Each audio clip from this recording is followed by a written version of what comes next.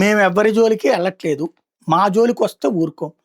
ఇది పుతిన్ తాజాగా చెప్తుంది. అమెరికా అధ్యక్షుడు ట్రంప్ మీద యూరప్ దేశాల్లో ఫ్రాన్సు, బ్రిటను, కెనడా ప్రధానమంత్రులకు కోపం ఉంది. కాబట్టి అమెరికా అధ్యక్షుడు ఎడ్డెమంటే వీళ్ళు తెడ్డెమంటున్నారు. ఉక్రెయిన్, రష్యా యుద్ధం ఆపడానికి 28 సూత్రాల ప్రణాళికని అమెరికా అధ్యక్షుడు చెప్తే దాన్ని ఓకే అని రష్యా కూడా చెప్పాక ఉక్రెయిన్ చేత నో అని చెప్పిస్తున్నాయి ఆ దేశాలు. అదే సందర్భంలో రెచ్చగొట్టి జెలెన్స్కీని ఇప్పటిదాకా యుద్ధంలో కొనసాగించింది వాళ్ళే. మొన్న ఈ మధ్యన కూడా డ్రోన్స్ ఇచ్చి మళ్ళీ రష్యా మీద దాడులు చేయించింది వాళ్ళే. కాబట్టి ఇప్పుడు పుతిన్ చెప్తున్నాడు తాజాగా, యూరప్ యుద్ధం కోరుకుంటే మేము అందుకు సిద్ధంగా ఉన్నామని ప్రకటించారు. ఉక్రెయిన్తో వివాదం మీద ఒక అంగీకారం కుదరకుండా యూరప్ నేతలు అడ్డుకుంటున్నారని ఆరోపించారు.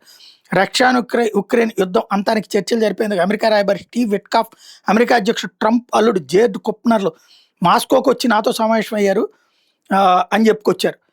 యూరప్తో యుద్ధం చేయాలని మేము అనుకోవడం లేదు. యూరప్ తానుగా యుద్ధం కోరుకుంటుంటే యుద్ధాన్ని ప్రారంభిస్తే మేము అందుకు సిద్ధంగా ఉన్నామని తేల్చి చెప్పారు. ట్రంప్ ప్రతిపాదించిన శాంతి ప్రణాళికల సవరణ మీద జెలెన్స్కీ సానుకూలంగా స్పందించారు. మార్పుల అనంతరం ప్రణాళిక మెరుగ్గా ఉంటుందని కూడా చెప్పుకొచ్చారు.